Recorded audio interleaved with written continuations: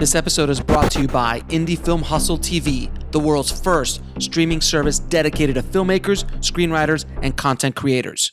Learn more at indiefilmhustle.tv. I'd like to welcome to the show Andy Erwin. How you doing, Andy? Great, man. It's good to be with you, and good to talk movies. Yeah, man, absolutely, brother. So, man, you've had a very interesting career, to say the least, bro. How did you get started in this insanity that we call the film industry? I mean, I think anybody that gets involved, either they pay a lot for film school or they run away and join the circus. And we were kind of more the circus kind of performer route. And so, my brother and I, we were kind of studio rats. My dad was in news growing up. He was the news anchor at Channel 11 in Dallas and the CBS affiliate there. And so we always grew up around kind of the industry. And, when we kind of became teenagers, they let us use the equipment from midnight till 4 a.m. if we worked off the books for $10 a day. And so it wasn't at the CBS affiliate. I won't name no one because they broke a lot of child labor laws. But we did that when I was 15. My brother's 12. And we just kind of fell in love with telling stories. And so I went off to college in New York, and John was in high school, and I just heard what he was doing back home. I was like, that's way cooler than what I'm doing. So I dropped out of school, and we started working on the weekends for sports networks like ESPN as cameramen, and that paid the bills for us to the other 5 days of the week to be able to have this hobby growing out of control. So at that point, we lived in Birmingham, Alabama, started a little production company. Ended up working in the documentaries and music videos, and with this idea of one day doing features. But it took about 15 years till we got to our first one, and it was a crazy journey to get there. Very cool, man. And so you were hustling as a camera guy, trying to get their movies made, and you got your first micro budget film made, which was October Baby, if I'm not mistaken, right? Yeah, it was a small budget film. We did it for about $750,000, 19 days shoot. At that point we were doing a lot of music videos, and so doing a lot of rock videos, we were kind of got good at blowing things up. And so, if we couldn't figure out how to end a music video, we'd just blow something up. And in fact, the last treatment we did for a band called Skillet, it said, band comes out, things blow up. It starts to rain, more things blow up. It stops raining, everything blows up. And that was the whole treatment. And that video kind of blew up. And so, we ended up directing more and more second unit kind of things, and getting on film sets, doing stunt sequences was kind of our thing. And then, we just said, it's now or never. We need to kind of take the opportunity to try to do, see what we could do on our own. And so we just said, rather than lean into all of our tricks of anything flashy, let's just do a small little character drama. And there was a friend of ours named Gianna Jessen that had an incredible story about her life story that we had heard. And we just said, what if we fictionalize that and kind of put it in the context of this kind of romantic kind of coming of age story, and did it at a little $750,000 micro budget. Should have never worked. If we had known what we know now, I mean, like we would have told ourselves never to go for it. But we raised the money to both put it out in theaters and do it ourselves, and it made enough money to give us a chance to do more. So it was that was our journey.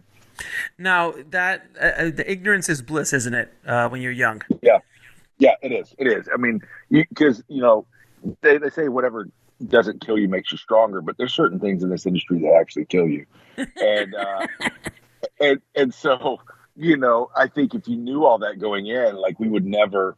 I mean, I talk to my kids all the time. I'm just like, I look at like just the recklessness of a 13-year-old, and I'm like, man, if I had known now what I know as a dad, there was no way I would have done some of the stuff as a kid, because you just like that could actually kill you. But when you're young and ignorant of those things, you just say, hey, why not do it like this? And I think as a filmmaker, it's better to try that stuff out early, and I think you're a little bit more reckless, and sometimes it works and sometimes you die.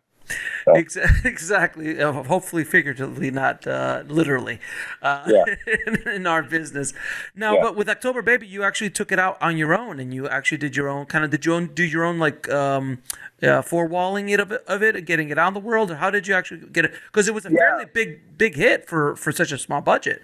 yeah. I mean, for such a small budget, we felt like we really needed to be disciplined to do something that was just about kind of character relationships. And we had done this tiny little uh, pilot for a small TV network that didn't make it, and we did a little pilot with this small cast that we fell in love with.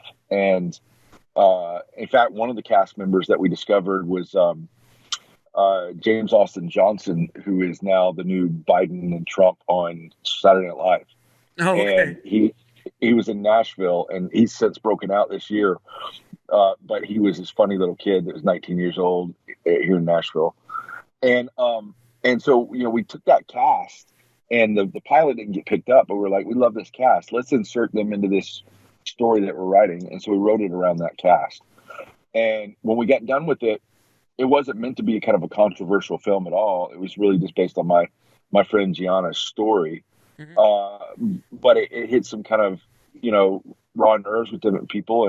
And there's a lot of distributors that were nervous to kind of take it out. Hmm. And we had that independent film spirit that we're just like, well, why not take it out on our own? Again, And so the ignorance is helpful. ignorance. And then we went and raised the money to put it in theaters and hired, Samuel Goldwyn to put it out. And it really should have been a train wreck, and it worked. And I think the goal with any, independent filmmaker, especially early on, is for your product to do well enough to find an audience, that at least validates enough to allow other people to take a risk on you to let you do another one. And, so we weren't aiming for a home run. We were really aiming to let's get on base and let's do a story that we believe in. It's a story that we're proud of, but it's not anything that's going to shatter records.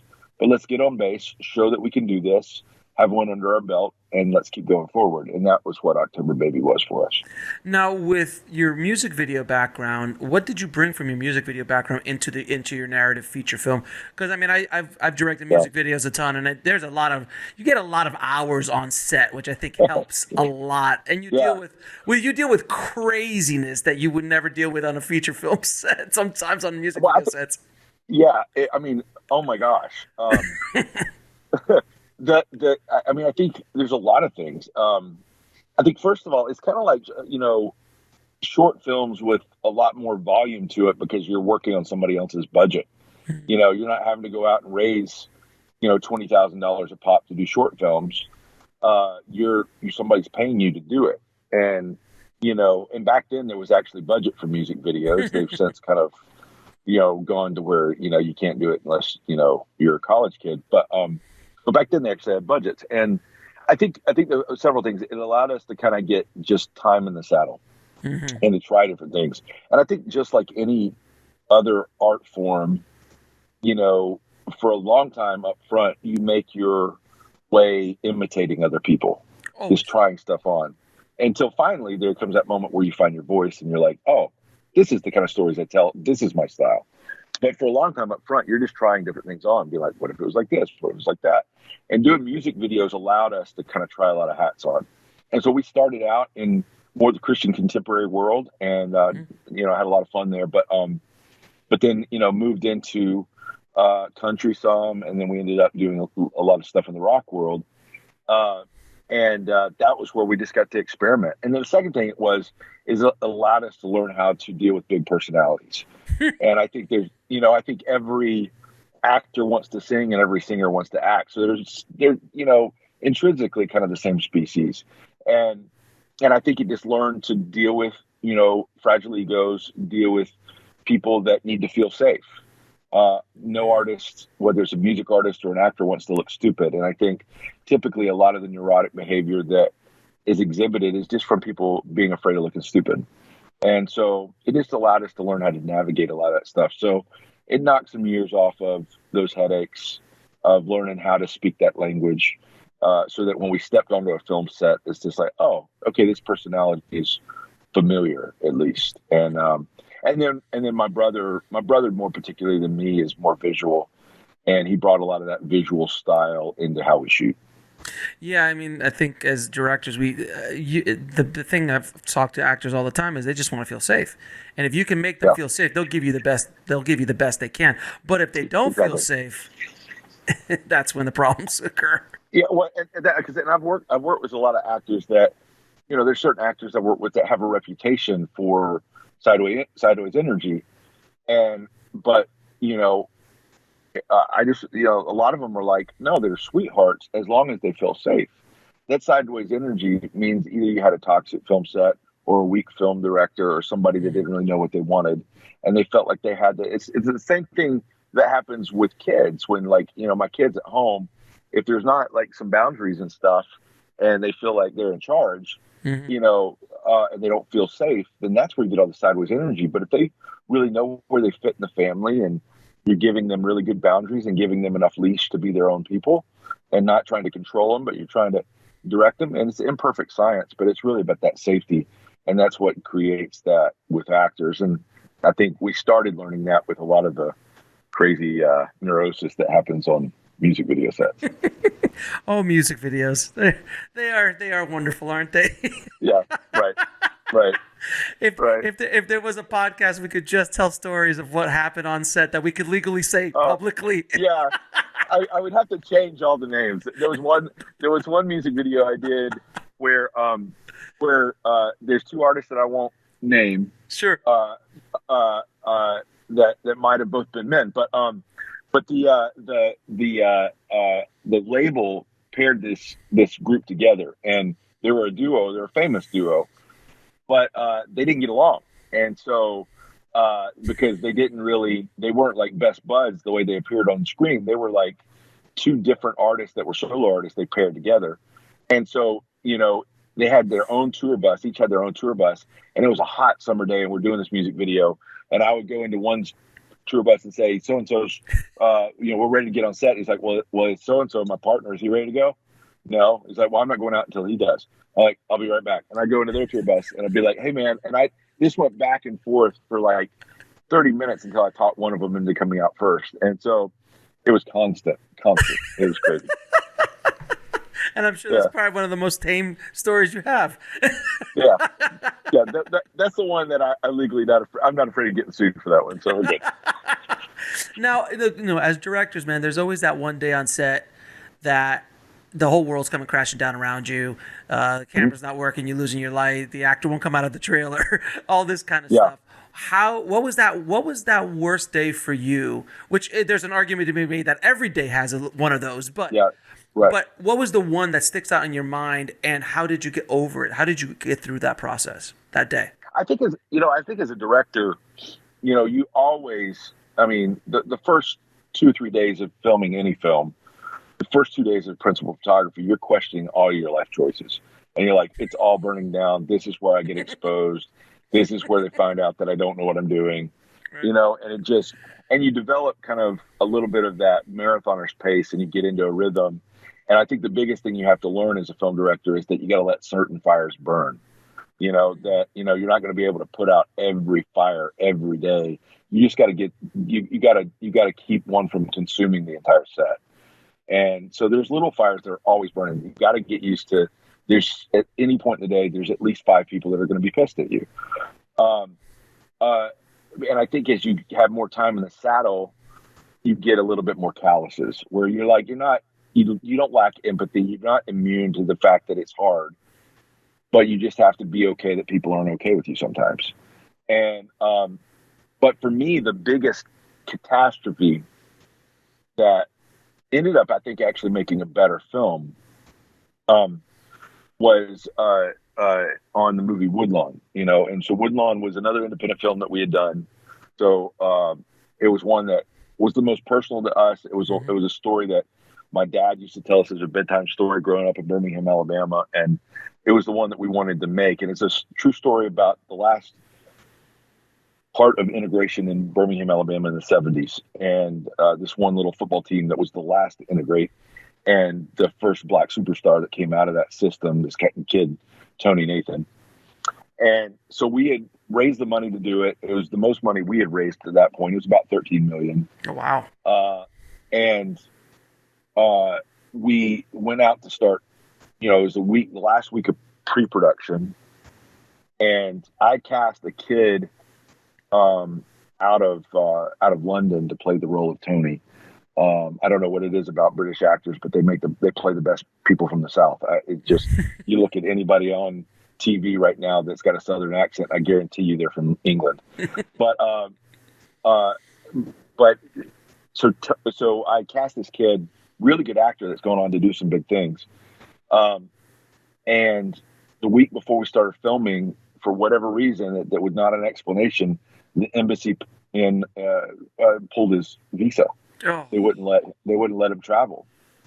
And we're like, we didn't have the budget to push. So, instantly, I was like panicked. I just said, and our casting director starts, just throwing out all sorts of names of people that were good actors. But I'm like, well, are they athletic? Do they play football? Because it was so important that this actor be able to do a lot of in-camera stuff. And so we were panicked. There was this one kid named Caleb Castile that was the stunt double for Tony. And Caleb had auditioned for Tony. I hadn't seen his audition. It wasn't particularly good, but he just had this charisma that wouldn't quit. And he's like, well, if I don't get Tony, I'm going to be the stunt double. So he shows up as stunt double. And this kid played for Nick Saban at the University of Alabama. And he runs like a gazelle, man. He just is pretty to watch. Mm-hmm. And I was just, I'm kind of a person of prayer. And I was just like, man, what do I do? And Caleb's name popped in my head. And I was like, surely not him. He's been in one TV commercial. And I like that. Surely not him. As you're talking to the voice in your head, surely not him. Surely not him. Surely not him. And it felt right. And he just had this spirit that wouldn't quit. So I called him up and I just said, Caleb, I need you to get over here to the studio. I'm going to give you every opportunity to win this role today. And he said, I've been waiting on the call. I signed my sides the day I auditioned with the date and said, this is the day I got the role. And he said, I just knew it was mine. And I was like, holy cow. So I threw him in a room with John Voight, who was playing Bear Bryant. And Caleb just, and good acting is about how you respond. It's about being in the moment, being present. And it's not about acting, it's about reacting. And Caleb just reacted incredible being in the room with an Oscar winner. Sure. And he had the skill. And the whole movie, we called this the whole team together and said, this movie is about rallying around this kid, Tony, and the team rallying around him. We're going to rally around Caleb. He's our guy. And so he became the star. He became number one on the call sheet that day. And it made the movie. And since then, Caleb's broken out. He's on one of the leads on NCIS Los Angeles now and is doing incredible for himself. But that was the day he went from being a stunt guy to being number one on the call sheet. And I think a lot of times on a film set, the worst moment where you feel like it's all going down, mm-hmm. It doesn't always work out, but a lot of times there's a doorway there to make something better. Yeah, you always may have a plan, but it rarely ever goes according to plan. No. And it generally, I'm going to say 9 out of 10 times, it ends up better than what you expected. Yep, it usually does. I mean, and I think that's the hardest thing for young filmmakers. I think it was a big lesson for me there. But for young filmmakers, and that was my third feature at that point. But for young filmmakers, there's this fear of if I let go of control, that people are going to see that I really mm-hmm. That I'm a fraud. And I think any artist feels that. And I think as a result, we hold it tighter to the vest. Be like, I don't want you to judge me. Don't judge my ugly baby. And I think what I've learned is when I do that, when I have done that, the best I can hope for that movie to turn out is the one that I have in my head. There's no room for discovery. But when you kind of loosen your grip and you trust a close group of collaborators to speak into that process and have this policy of best idea wins, then there's this element of discovery where it doesn't matter where that idea comes from. If it's a great idea, let's use it. And when you realize that you have control because you're in the chair, you are the director, there's a lot of power that goes with that allows you to look at other people's ideas. So you discover things that you wouldn't have other ways. So it makes a better movie. I always find it fascinating. I've been blessed by speaking to so many amazing high-end performing people in this business, Oscar winners, Emmy winners, and so on. And it never ceases to amaze me the whole concept of imposter syndrome. It is something that is so prevalent in. I mean, I talk to somebody, I'm like, man, you won an Oscar. It's like, yeah, but I get sick when I go on set for the first day. I'm like, wow. And it's so I always like to let independent filmmakers know it's okay. Even the top of the top legends have issues with imposter syndrome. It's not something that's just you. Everyone's got it. Well, I remember hearing Joe Wright talk about the first day on set with Gary Oldman on Darkest Hour. And he's like, I thought my job was supposed to be just making the environment around Gary right so that he can, do his thing. And it gets to the end of the first take and Gary leans over and is like, what do you think? Was it too far?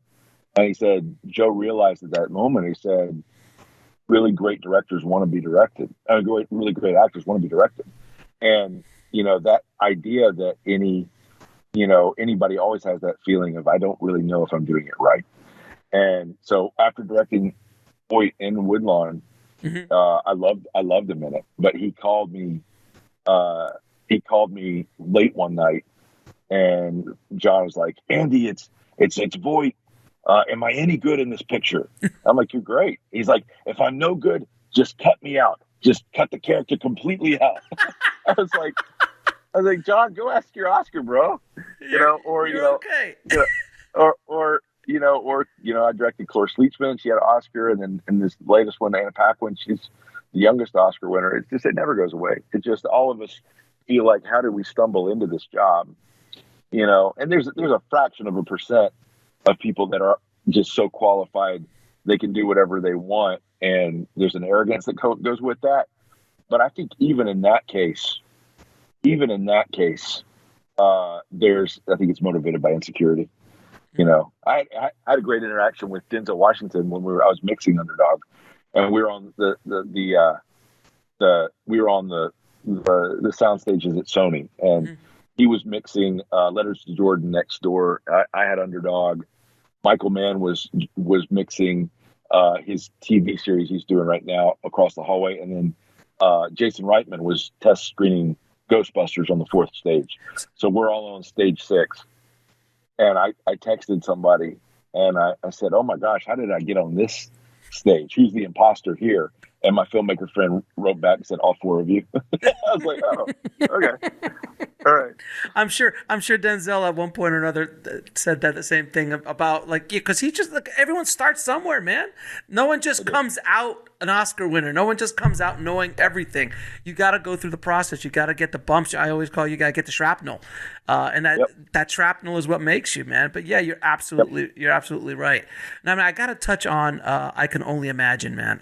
I recently, after I watched American Underdog, which we're going to talk about in a second, I went back. Let me go watch that because I'd seen the trailers. I'd never seen it. Man, that movie was impactful, man. It was such a such a powerfully emotional film, and it's such an oddity because it's like, hey, let's make a movie about how a song was written. Now, it is one of the biggest songs of all time, but it's like, you don't hear that. Like, let's go see how My Heart Will Goes On was written. Like, it's nothing. Right. So how did you even get, though that would be an interesting, I've seen the making of that movie. Yeah. No, but how did you get that? How did you get involved with that? How did you want to tell that story? Yeah. Yeah. It was funny because, we do peddle in true stories, and we do very much gravitate towards stories of faith. I think that's become much more a mainstream experience over the past 10 years than maybe when we first started. It was much more a tiny little niche kind of early on, but now it's kind of found its footing where, the same way that other niche genres like, superhero movies or horror films have found their footing in something that's more mainstream. But when we started, we were trying to find that. Hopefully, we've been part of that solution, as well as others like Devon Franklin. But with I can only imagine, we're not smart enough to really go out and find great stories. They just typically land in our lap. And I was screening. We did a comedy. I do not recommend directing a comedy. It is very tough. Yeah. But we did a small comedy. Our second film was a small comedy for Sony called Mom's Night Out, and it was definitely took years off my life. But in the middle of that, I was test screening a comedy up here in Nashville, and I just was cold calling a lot of people in the community that might be interested in watching it. And so I reached out to Bart Millard from the band Mercy Me, who wrote the song "I Can Only Imagine." I wrote him on Facebook, and I just said, "Hey, we don't know each other, but we run in the same circles. I'm test screening my film tonight. Would love for you to see it. You want to come see it?" He said, wrote back right away. He said, "I just moved here from Texas. I would love to come see it." And at the end of the film, he really enjoyed it, and he said, "Can we talk?" And he said, there's a movie studio that's been developing my life story, the story of my song, for the past 5 years. I would love you guys to take a look at it. And I said, well, it's kind of serendipitous. They sent us the script this morning. Oh, and wow. And it just was kind of one of those things. And then I was like, "What are you doing tonight?" And he's like, "Well, what are you doing?" I was like, "I was going to go watch Captain America at midnight." He's like, "I was going to do the same thing." I was like, "Did we just become best friends?" But the whole Step Brothers thing. But I read this. We read a little bit of the script, and the script just didn't jive with me because it was just that. It was about somebody's life experience, and it ended on a downer note, and just said, one day Bart wrote a great song, and it was like, we're like, this isn't a movie. It has to be something universally relatable, and it has to be something that's beyond just the song. And we sat down with Bart one day, and my brother asked him, "Bart, if I were to say, kind of hold a gun to your head and say, is there a God, what would you say?" And he said, "Absolutely, because of the change I saw in my father. He went from being the most abusive man I know to being my best friend. And if something can change his life, it can change anybody." We're like, well, that's interesting. And then I was doing an interview about a year later when we were promoting Woodlawn, and the host asked me off the air, he's like, "What story are you looking at next?" And I said, "Well, off the record, we're looking at the story of I Can Only Imagine." And he said, "Oh my gosh." He's like, "I was at the Ryman that night when Amy Grant pulled him up on stage and gave him his song back. That's the most magic thing I've ever seen in music." And I was like, "Wait, I don't know about this." So I called up Bart. I'm like, "Did this happen?" He's like, "Oh yeah, man. That was the most magic night of my life. I forgot to tell you guys that."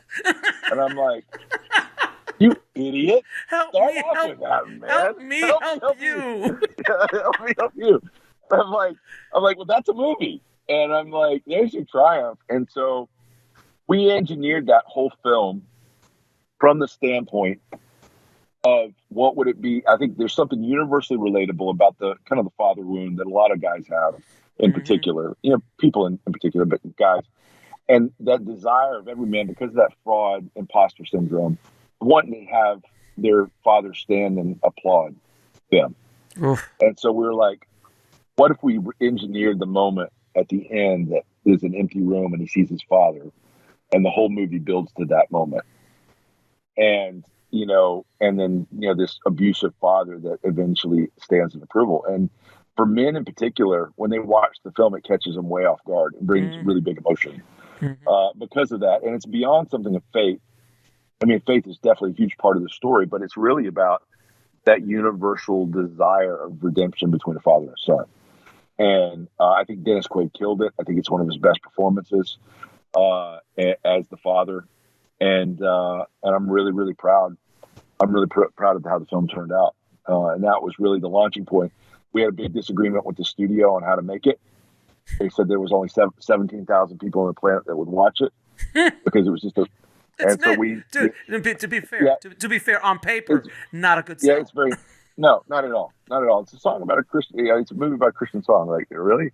In fact, the day that we started making it, there was a big Deadline article that said the music biopic is dead, and that was the same year that Star is Born and Bohemian Rhapsody and a bunch of others came out. So, I guess the article was wrong, but I think we had a big disagreement, and so we went out and again raised the money to both make and release it.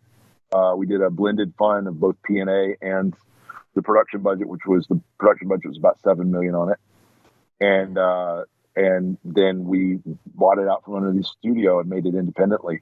And then right when we started shopping it, Roadside Attractions came along and said, we know how to put this out because we specialize in kind of awards films that are niche. And they had just done Manchester by the Sea, and that was their big, hit.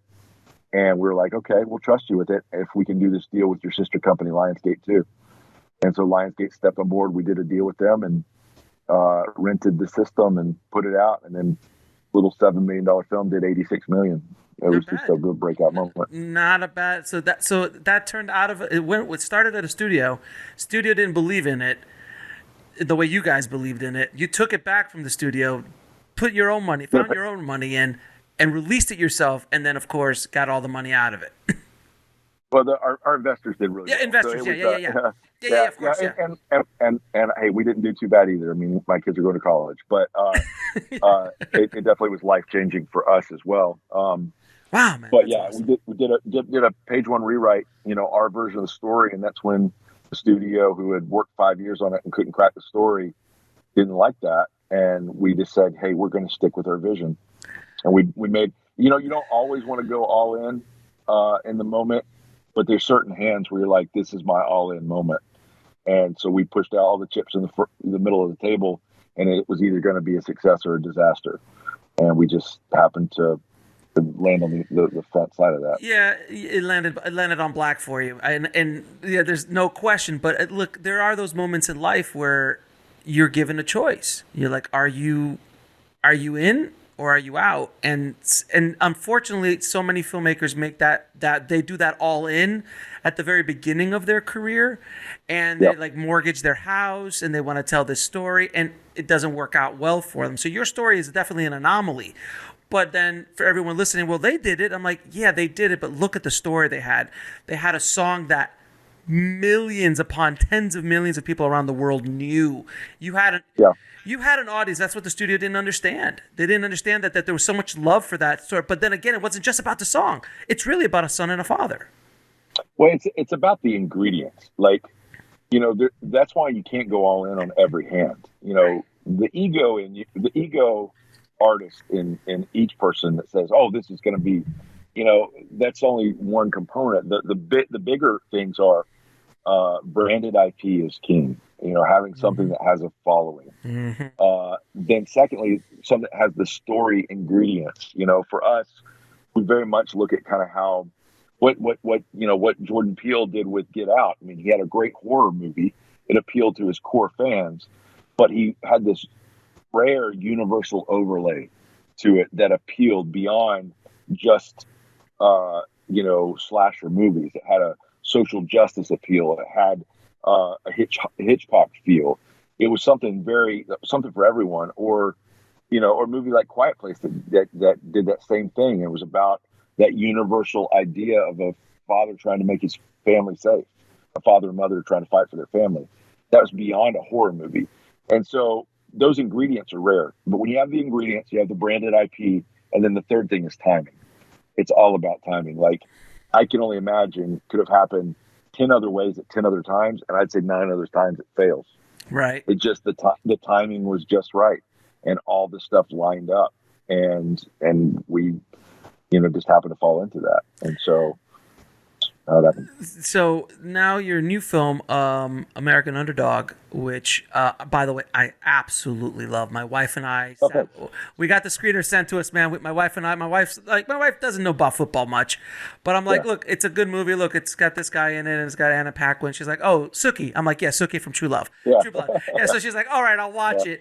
Yeah. And we're there on like a Saturday afternoon, and we just start watching it, and we're just like, son of a bitch, this thing's grabbing us.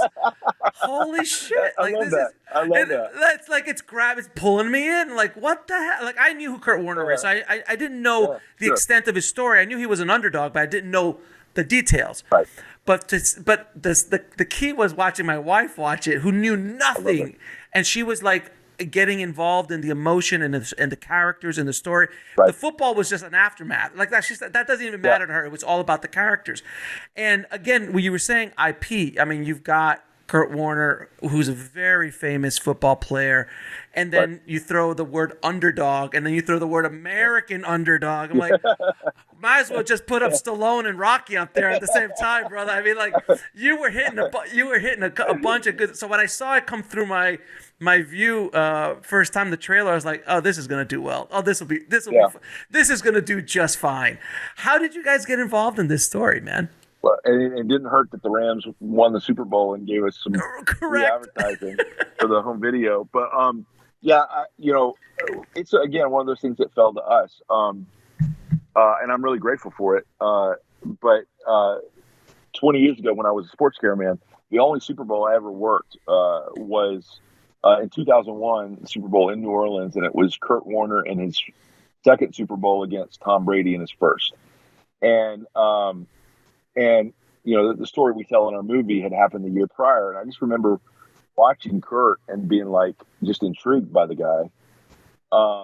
There was just something very Rocky-esque. I mean, I think the films that influenced this one the most were Rocky, Cinderella Man, and Warrior, where it was really a lot of fighter stories about kind of one man against the world and fighting for something that the stakes that drove what happened in the arena. And there's something very Rocky-esque about Kurt. But I just remember watching him go over to the stands and interact with this spiky-haired, beautiful lady, and that was his wife, Brenda. And I always said I would love to know the story behind that. Never knew that I was going to be 20 years later that my brother and I would be the one to direct the film. Right. So when it came back around, I can only imagine it hit. We'd done another movie after that, and then as we were finishing, the touches on the script for the story we were going to make, somebody said, you ought to talk to the Warners. Again, it's a film that's stuck in development at another studio. We specialize at that. And they said, but the option is up, and and you might want to look at it. So we went to their house in Phoenix and said, we're not here to pitch you what your story is. What do you think your story is? And Kurt said, it's about the things off the field that drove what happened on it. Everybody knows the football. But I want them to know what I saw in my wife, Brenda, and my son, Zach, who's disabled and blind. And we're like, well, we can do that story. We know how to do that story. So when we stepped into it, and then the pandemic hit and threw all of our plans in the air, and then we finally, as we were writing the script, Zach Levi's a longtime friend from Shazam and Chuck and all that. And Zach and I were talking on FaceTime one day, and we had the same agent. And he said, what's this Kurt Warner movie I keep hearing my name thrown around in? And I said, well, Zach, your book for the next 3 years, I wasn't going to pitch you. And he said, no, let me read the script. And I sent him the script, and he texted back at midnight that night and said, let's make a football movie. And then I called up the producer team, and I said, well, I just landed Zach Levi. I didn't really mean to, but he's in. And they're like, great. And so then it kept pushing because of COVID. And finally, we just like, if we push one more time, we lose Zach because he's going to do Shazam too. And so we just called them and said, hey guys, what's your screw it number that we have to hit? And they gave us the number we had to hit to make the movie. And we said, okay, we've got to chop this schedule from 45 days down to 30 to make it. And so it was the most stressful thing I've ever done in my life. Wow. But we kind of, all that turmoil, we focused it on, like, this is the story we're telling, is this guy had the deck stacked against him, and we're all going to live Kurt Warner's story together in the middle of trying to film in a pandemic, and that once he was on board, he rallied around that. And then Dennis Quaid, he looked so much like Vermeil. I sent it to Quaid, and I said, Quaid, I'll let you play anybody you want, but I think it's special when an icon plays an icon. And I had done a highlight reel of Dick Vermeil, and I sent it to him. He's like, I'm your Vermeil, I want to do it. And then, all these great character actors came on board, like Bruce McGill and, Adam Baldwin and Chance Kelly and all these guys. And then what sent it over the top was, we're like, it has to be about, it's a co-starring thing. It's not, Brenda is very much the equal lead of this story. She's the underdog on the other side of the coin. And when Anna Paquin read the script, she fell in love with her. And she called me and she said, I've never done anything interacting with really anything inspirational. I don't know anything about sports. I don't really know anything about faith. She's like, is that a problem for me playing the wife of a prominent sports star that's a Christian? And I said, absolutely not, Anna, as long as you can really try to fight to understand the person you're playing and make what is important to her important to you. And she's like, that's exactly how I work. I'm like, well, who wouldn't want to work with an Oscar winner? And once she signed on, it dramatically took off. And she and Zach paired so well together because Zach typically does the action comedy thing, and he does it well, better than anybody. But Anna really grounded him really well with her drama. And then Anna typically goes for the hard, gritty characters and the chew on glass kind of artist kind of things. But Zach really kind of pulled her, lifted her out and showed this lovable side that people haven't seen of her before. And so it made an incredible, we just like, this is our moment. We have to do it now. If we don't do it now, it's never going to happen. And we just rallied around that. And again, it could have been a failure, but it worked. So yeah, and both of them played parts that they generally don't play. I mean, you never see exactly. Zach. Yeah, Zach. No, I've never seen Zach in a dramatic role. They both killed it. They both, I think, did. He was Kurt. I mean, there's just no question about it. And then when you see it, obviously, when you see the images of Kurt in the credits and stuff like that, which is just like, man, it's just it just hit that I wasn't prepared for it. Let's just put it that way. I think it catches you off. It catches you off guard, And I'm a pretty look, man. I've been a filmmaker for 30 years. It's hard to catch me. So it's when a movie does get me, I was like, oh, son of a, I didn't see that coming. Like I generally could see things coming. I didn't see that coming. So you have, and it happened with me on. I can only imagine because I didn't see it coming.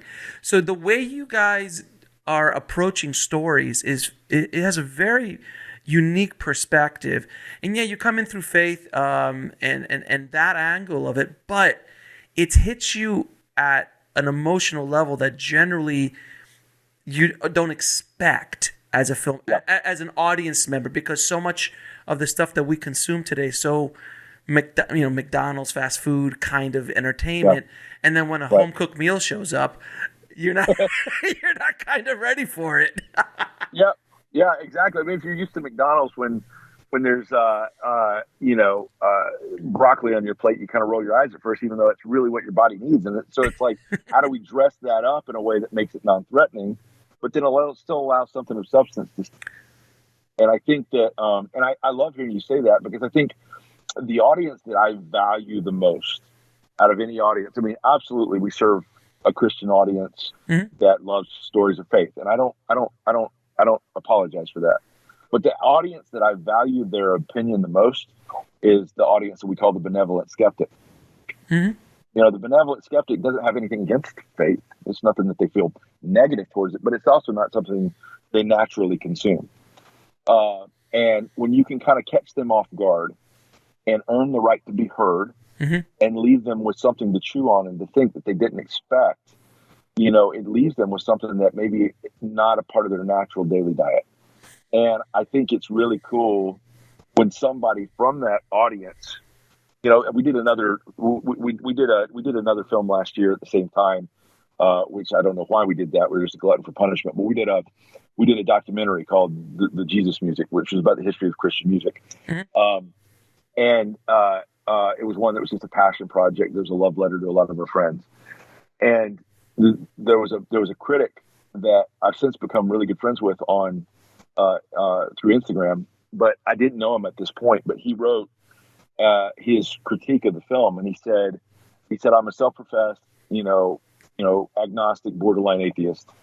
And he said, this is not my normal thing, but I expected one thing, and I came in, realize, and I feel like somehow the Erwin's tricked me and changed some of the neural pathways to my brain. And he said, I'm kind of pissed about it. and it's like that doggone it, you let me in. And I think that's sacred ground, because I'm not there to try to force feed anything to anybody. I'm not there to try to create controversy. I'm just there to plant a seed of hope that I think people desperately crave right now. Right, and American Underdog is not preachy at all. No, It is so no, no. subtle. It is such a subtle message, but the message in there that rings the most to me is the story of the underdog, which everyone can Yep. feel. The story of hope, the story of love, the story of a family. Those are the things that ring the most out of that movie to me, and everyone can really connect with that. And then, of course, you throw in American football, then you're ready to Yeah. rock and roll. I mean, Right. it's good to Right. go. Well, and it was really cool because in that universal overlay, and I think the filmmaker that's influenced us the most in our career that we kind of aspire to is Frank Capra. And Oh yeah, Frank Capra, yeah, man. Frank Capra, just that old school, Sicilian, optimistic immigrant kind of perspective in that World War II generation that blatantly peddled hope. And people a lot of times didn't know how to take it at first, It's a Wonderful Life didn't find its audience until years after the release. But he was just so good at it. And that's something I think in cinema we've lost. That for whatever reason, the backlash that we've got to the anti-hero, there's nothing wrong with the anti-hero. I love, The Godfather is one of my top 10 films that I love. But there's become so much of that. It's become so saturated in this fatalistic kind of perspective that I think as a industry, we've forgotten how to hope. Yeah. And so for us, I think the thing that we peddle without apologizing is a rush of hope. And it's a feeling that people don't know that they need. But then when they experience it, they walk away. They're like, I can't help but smile and believe in something better. And, for me, a lot of that hope comes from stories of faith. But there's something universally relatable, even, on top of that I think is something for everyone, regardless of where they come from. That's what we want. Now, I'm going to ask you a couple questions to ask all my guests. What advice would you give a filmmaker trying to break into the business today? I think your individuality, your uniqueness is your brand. I think a lot of times people come in saying, I want to be like, one size fits all and do this. And I just want to be vanilla and kind of I'll do anything. But I think it's your uniqueness that will make you stick out. I think that uniqueness will also present the biggest obstacles up front because people will want to put you in a box and say, well, you need to fit over here. You need to fit over there. And you're like, I'm neither. And continue to lean into your uniqueness and find stories that display that at full volume and allow there to be time for other people of like-minded taste to kind of center around your brand. And that will be, where you find your breakout. Like for years, David O. Russell struggled with finding out like, what's my brand? And he would have all that frustration until he really leaned into the idea of my brand is a dysfunctional family. That's what I know. And so then he does stories like The Fighter and Silver Linings Playbook and Joy. And those are all about dysfunctional families in their most charming sense of the word. And that's where his brand really popped out. So I just think for me, my brand was about hope and about faith. And that's what we leaned into and didn't refuse to be categorized in one side or the other. And then eventually the brand comes out of that. So that's what I would say. My biggest advice is embrace your individuality. And last question, 3 of your favorite films of all time. Whew. Man, that's a tough one. I love Casablanca is probably my number one. I think particularly because they hadn't written the end of the movie when they started filming it. Yeah, I know. And they just discovered it along the way. Right. And it's perfect. It's so perfect. I would say that It's a Wonderful Life is number 2. I love Frank Capra. And then I would say I love a movie that really caught me off guard when I watched it was Ron Howard's Cinderella Man. I absolutely adored that movie. That one was so good. Warrior would be number 4, and then number 6 through 10 would be Spielberg films. Just all of them. Just list them Yeah, off. all of just them. list them off. And where can people see American Underdog? Yeah, it's out everywhere now, digitally, on Blu-ray, everywhere, wherever things are sold. And it's doing really well on iTunes. It's number 3 on iTunes right now. So check it out. Brother Andy, I appreciate you coming on the show, man. Congrats on all your success and continued success to you, my friend. Thoroughly enjoyed the interview, my friend. Let's do it again soon.